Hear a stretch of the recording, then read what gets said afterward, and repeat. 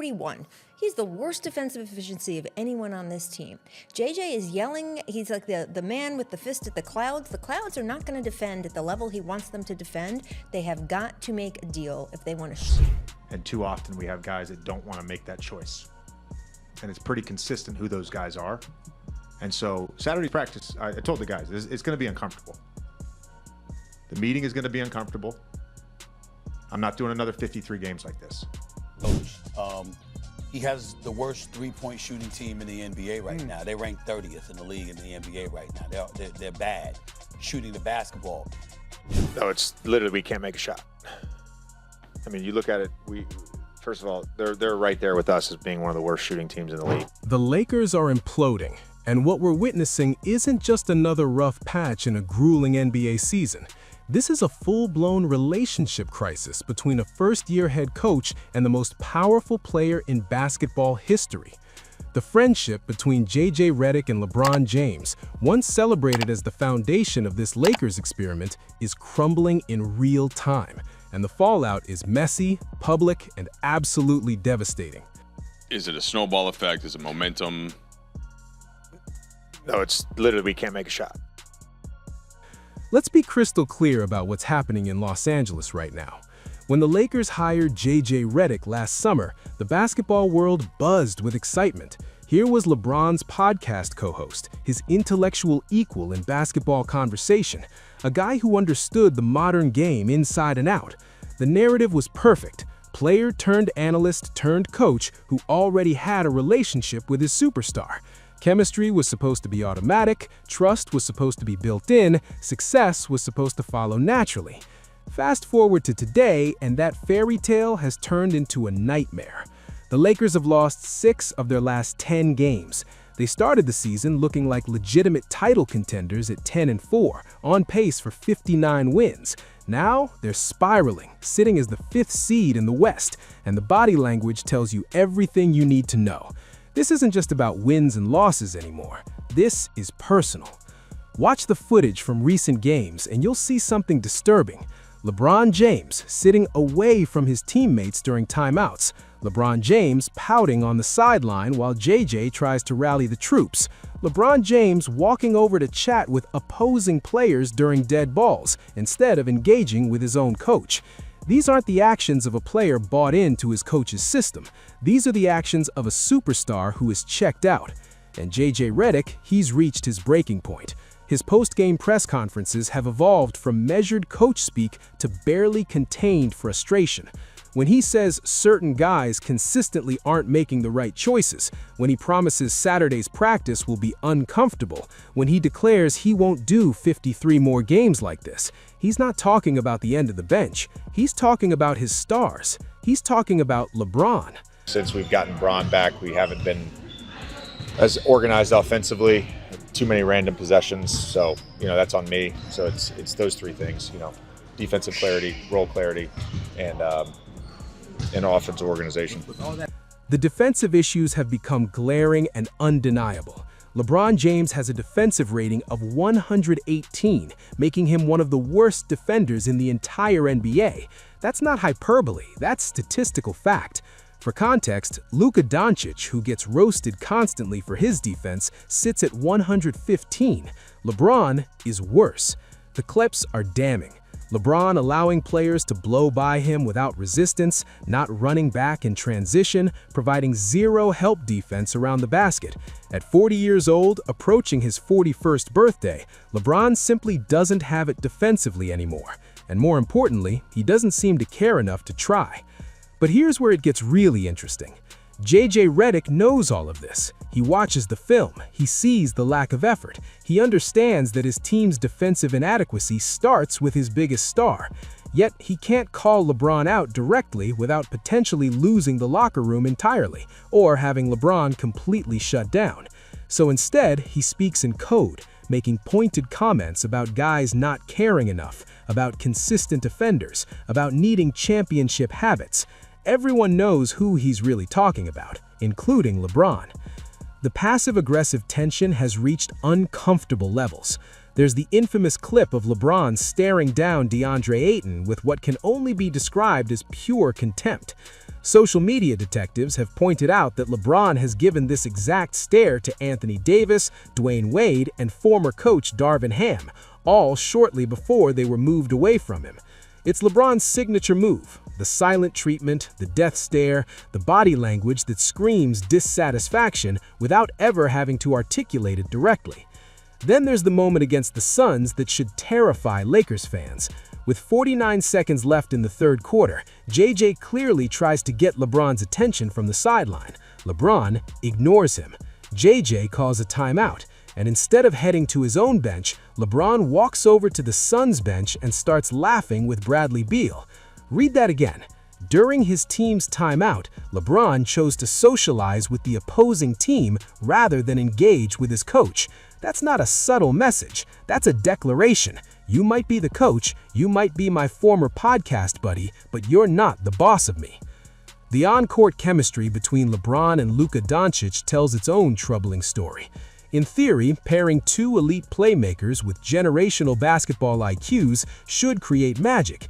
Instead, out of every two-man combination that has played at least 300 minutes together this season for the Lakers, Luka and LeBron rank as the third worst pairing. They get outscored by 4.8 points per 100 possessions when they share the court. That's not just bad, that's catastrophically dysfunctional. For comparison, Nikola Jokic and Aaron Gordon outscore opponents by 21.2 points per 100 possessions. Luka with Austin Reeves plus 6.7. The numbers don't lie. LeBron and Luka together make this team worse. Summer rumors suggested LeBron was unhappy about no longer being the focal point of the Lakers roster, that he resented Luka being positioned as the team's present and future. LeBron tried to squash these reports, claiming he could play with anyone. But watch the games, study the body language, examine the effort level, and ask yourself, does this look like a player who's embraced his role, or does this look like someone going through the motions until he can move on? JJ Redick finds himself in an impossible situation. He's a first-year head coach trying to implement a system, trying to establish a culture, trying to hold players accountable. But how do you hold accountable a player who has more power than you do? How do you demand effort from a 40-year-old icon who has nothing left to prove? How do you save a season when your most important player is actively sabotaging it through passive resistance? The irony is brutal. JJ was brought in specifically because of his relationship with LeBron. That relationship was supposed to be the Lakers' secret weapon, the thing that would allow difficult conversations to happen, the foundation for sustainable success. Instead, that friendship has become a liability. JJ can't coach LeBron the way he needs to because doing so risks destroying whatever relationship remains. And LeBron knows he has that leverage, which is why he can sit away from the team during timeouts, why he can ignore coaching instructions, why he can coast defensively with impunity. The Lakers' problems extend beyond just LeBron, of course. Luka Doncic has his own defensive issues, particularly his habit of arguing with referees and leaving his team playing 4-on-5 while he complains. The team ranks 30th in the NBA in three-point shooting percentage. They're 25th in defensive rating and 27th in turnover percentage. But all of those problems become exponentially worse when your veteran leader is modeling the exact opposite of the behavior you need. Leadership matters, especially on struggling teams. When your most experienced player, your supposed culture setter, is demonstrating through his actions that he doesn't care enough to defend, that he values his relationships with opposing players over his relationship with his own coach, that he's content to sulk rather than lead, it poisons everything. DeAndre Ayton can joke about practice being great when the coach promises it will be uncomfortable. Role players can slack off on effort. Everyone takes their cues from the top, and the message from the top right now is we're just going through the motions until something changes. Here's the harsh reality. This Lakers season is likely doomed, and the JJ LeBron relationship may be irreparably damaged. They might maintain professional courtesy for public consumption, but the genuine friendship, the intellectual partnership, the mutual respect that once defined their relationship has been eroded by the brutal realities of the player-coach dynamic. JJ has learned what many coaches before him discovered. LeBron James operates by his own rules, answers to his own code, and will do what he believes is right regardless of what any coach says. The question now becomes, what happens next? Does LeBron retire after this season, ending his career on a frustrating note? Does he demand a trade, seeking one final championship run elsewhere? Does he simply run out his contract while continuing to go through the motions?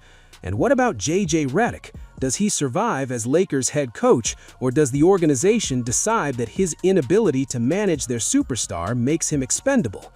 One thing seems certain. The experiment of hiring your star player's friend as head coach has failed spectacularly. The Lakers gambled that personal relationship would translate to professional success, that mutual respect would create accountability, that friendship would survive the harsh realities of wins and losses. They were wrong. What we're watching now is the slow, painful dissolution of a relationship that once held so much promise, playing out under the brightest spotlight in basketball. The Lakers are 14-13, treading water in a competitive Western Conference. Their championship window is closing, possibly already closed. Their defensive issues are systematic and personnel-based, unlikely to be fixed without major changes. Their offensive limitations, particularly from three-point range, make them vulnerable against elite teams. And at the center of all these problems is a fractured relationship between coach and superstar that shows no signs of healing. JJ Redick and LeBron James aren't friends anymore. Maybe they'll reconcile someday, long after both have moved on from this disaster of a season. But right now, in the present, as the Lakers stumble through another frustrating loss, as JJ rails against lack of effort in press conferences, as LeBron sits isolated on the bench, one truth has become unavoidable. The foundation this Lakers team was built on has cracked, and no amount of X's and O's can fix what's broken between the two most important people in that locker room. The scariest part? We're only halfway through the season. 53 games remain, and JJ Redick has already declared he won't do another 53 games like this. Something has to give. Someone has to blink. But in a standoff between a first-year coach and a player with LeBron's power and legacy, we all know who holds the leverage. The friendship is over. The partnership has failed, and the Lakers' season hangs in the balance, damaged by the weight of broken trust and shattered expectations.